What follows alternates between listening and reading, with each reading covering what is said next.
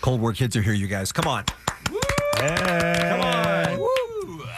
Welcome back to the Kevin and Bean Show. It's great to see you guys. We last saw you at Weenie Roast. How are you? Doing great. We're doing so good. We had a big album record release party last night that went late, and here we are early, and we're Slept about an hour. You're goddamn heroes is what you are. Now, do you operate well with an hour of sleeper? man. Probably not. Probably not. Okay. Yeah. Good. good. Very good. Where was your party last night? Downtown LA.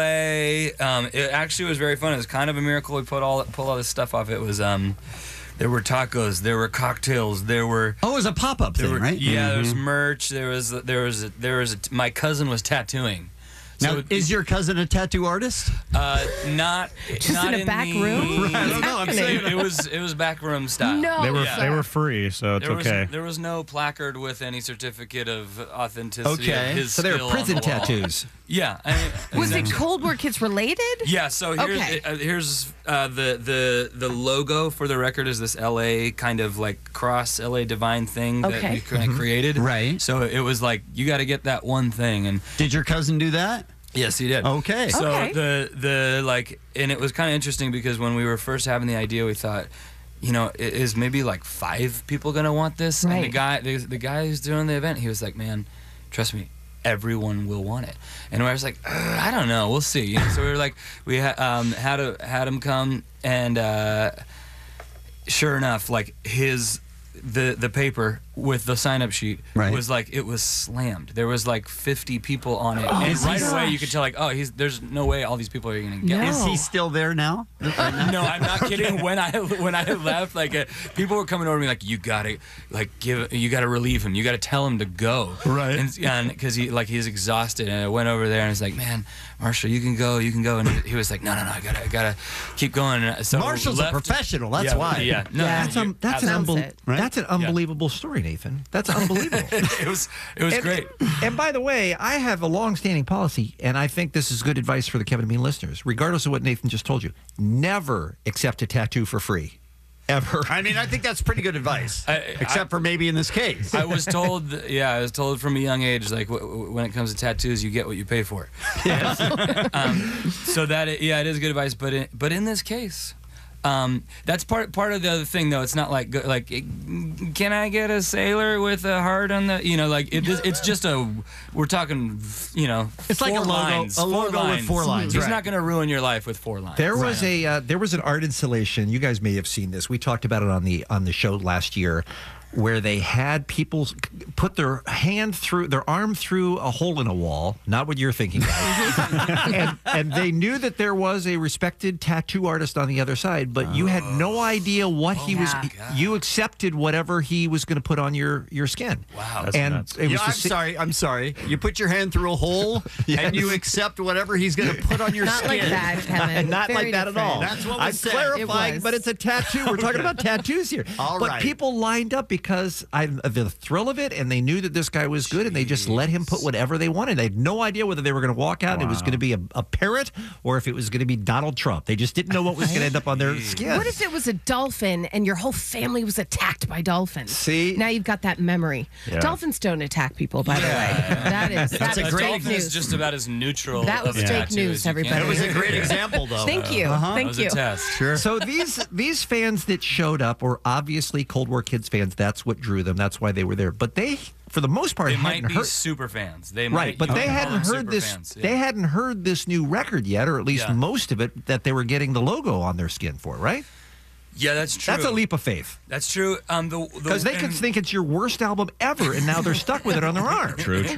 Yeah, it's true. The one thing I will say though is that it is kind of an LA logo, kind of like it's a little bit of a riff on like a Dodger logo. It has LA, kind of has this cross. It's LA Divine, but it's also like it's sort of universal enough to where if this was our worst album.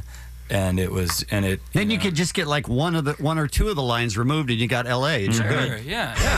I mean, there's a way out. Now let's talk about the album. Bean has listened to the whole thing and says that it will be his favorite album of the year. Wow. I'm telling you guys, Yeah. I don't want to sound like I'm sucking up because you're here. I told the guys when I came in first thing this morning, it is effing great, you guys. That's He wouldn't great. shut up. Thank you. I'm thank serious. You. We're so excited. That's great. I am so excited. I'm so excited about it, too. I mean, it really is. You know, we always love when we have new music, but 14 new songs from Cold War Kids out, available everywhere today, called L.A. Divine. I don't even know where to start with these new songs because you've been kind of dealing them the last few weeks or so. Tell me about that strategy, by the way, of releasing, 3 or 4 songs and videos before the album even comes out? That's kind of unusual. Yeah, we did 4 songs that came out before, which I guess, on different, the Apples and Spotify's and all the services, I think it's pretty common to put stuff out, but I think people kind of take the approach of like not wanting to give their best, songs, and I think in some ways we treated it like, let's. So are those 4 your worst? No, and no, I think. And when I say that, it's like, hey, best, worst. We're talking about art here. Show some respect, I shouldn't Kevin. be qualifying. No, it's me. But I think that idea of like kind of the songs that were the most immediate and the most like the ones that pop out at you, kind of. You run the risk of giving people too much. Right. And that's always the conversation, I think, in this day and age of like, if you can write the greatest song ever and have the greatest story behind it and the greatest video and the whatever, 100 people that are ready to work it. But sometimes stuff just comes out and it doesn't like connect, and I think like, and then it's like, well, do you put another thing out a week later? Right. It's like, it's just that kind of, It's a weird marketing. yeah, it's that thing, kind of right. climate where I think to put a record out and to put 4 songs from the record out before it comes out to have people hear them, you definitely kind of run the risk of people being like, whoa, wait a minute, I'm just still listening to that first one that you put out 4 weeks ago. This is all too much. But if it works, like I think that this has worked, then you give people a lot of good stuff and you get them familiar with the culture of a record and get excited, and it kind of all just snowballs. And There's no actual answer. It's just everybody Totally. has to sort of make it up as they go along now. Totally. It's whatever and that's what, and in a way that's cool because it's, kind of Wild West and kind of like, hey, let's just go for it. Let's put all these songs out and hopefully that gets excited and gives a taste of, it's also for me, I think of it like, there's a handful of kind of styles of Cold War Kids songs, and there's kind of like bluesy stomper piano Cold War Kids songs. There's more kind of like epic, almost balladish Cold War Kids songs. There's a handful of things we do, and so in a way to kind of spread that out over like these 4 songs kind of represent a lot of sides of what we do. So This is your lemonade. am I right? I mean, That's a pretty good I analogy. didn't want to say it. I didn't. Am want I right? Or am I right? Have you guys ever written a song and then it's a good song, but you go, you know what? Not really Cold War Kids. Definitely. You Yeah, have. yeah, for sure. And leave it off the project? Yeah. I think almost in a way, like I feel like this record was about kind of taking the original, like, I almost think of it in a way like the last kind of time of totally approaching it this way of like the fundamental tools of Cold War Kids that have been there since the beginning, and the kind of piano sounds and the bass sounds and the drum, like everything about kind of what was stylistically there from the beginning, and just writing the best songs we could with those elements. So in a way, like that idea, kind of a joke, but in a way, like I think it's like, I think if you're a band long enough where you should kind of make yourself uncomfortable and try to write like something that is like genre-wise a little like out of your element. And I remember, so Lemonade might be next time. Lemonade, yeah. Yeah. I remember We'll we're write talking that to kind of embarrassing, or Most will write a version of Daddy Lessons. Oh, man. I like it. For the record, Most hates Daddy Lessons. And Why do you hate Daddy I Lessons? even have a Lemonade official T-shirt that I wear sometimes. We love Beyonce, but Yeah. I think Daddy Lessons is so she embarrassing. went too far with that one. That is, It's Moss just does so not approve. embarrassing. Yeah. we have what we call dumb chills when we hear that song. Don't go after the country crowd is your advice to Beyonce. Dumb That's chills. what you're saying. Yeah. Let me ask you this real quick, because I know we're going to take a break. Cold War Kids are here. They're going to be performing live in the HD radio sound space here in just a couple minutes. And by the way, are we Facebook Living right now, Kevin? We are. People are seeing us on the Yes, Facebook. yes. That's awesome. Yes. I remember when you were in a year and a half ago or whatever it was when First was blowing up and ended up becoming a #1 song, and you guys told us that you had no idea when that song was done that it was anything special. You liked it, good song, you wrote it and played it, but you were as shocked as anybody that it ended up being a big thing. Did that change your ability to size up your songs now? Do you kind of second guess yourself? Like at this point now, do you have any idea what works and what doesn't work in terms of the public when you record something?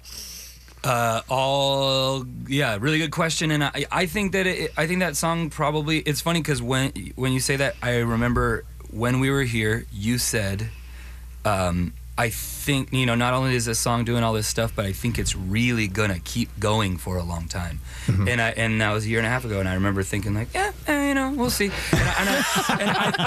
I think that it's you should cool. always agree with the guy who's giving you the compliment. You're right, especially when he is a successful radio man. No, but I think like in a really kind of good way for us to have, having been doing what we've been doing for so many years, and having songs do something at radio, and I'm kind of glad for the experience of just not totally following it and knowing the culture of it and knowing previous records. I didn't, we didn't wake up and go like, man, where's this on the alternative charts or whatever. We just, in a way, it kind of sounds dumb, but we were kind of oblivious to it. But so to have had that for so many years, and then First doing what it's doing. Having done what it's done, and then now with this record, I definitely think it changed, Cold War Kids forever. It changed how we think about what we're doing, and singles for this record and what they can do for the band, and essentially that thing of taking the kind of seed of what you've always done and being true to it, and then at the same time, let's move in this space. Let's be successful in this space as well. Well, I think people are going to be blown away by this record. I really do. I mean, you're going to get here now. Mark this. You're going to get so many new fans, and it's going to drive you crazy how much Kiss FM starts playing you once they hear a couple of the tracks on this. I mean, it's weird, but that's what's going to happen here. Man. The album is out today. It's called L.A. Divine. Get it wherever you get your music. Cold War Kids is here. We love these guys. It's always exciting when they come by, and we're going to march you down the hall to the HD Radio Sound Space. We're going to play a little live. Is that all right? Woo! On 1 hour sleep? Is that what we're doing here? All right. Yeah, I'm going to warn you. These folks are rusty. Got some rusty pipes here. All right. So we walk. You'll fit right in. Yes. See you down the hall. Thanks. Thank you, guys. You.